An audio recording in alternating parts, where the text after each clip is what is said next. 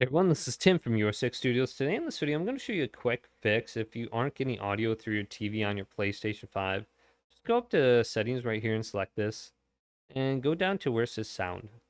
And the reason you're probably not getting this through your TV is because you still have like a little USB dongle or something plugged into your PlayStation 5. So go to audio output device right here. You can see mine is still plugged into my headset. Go over to HDMI device TV, and then you should be able to output it to your TV. And you can go to device type, amplifier, soundbar, TV right here.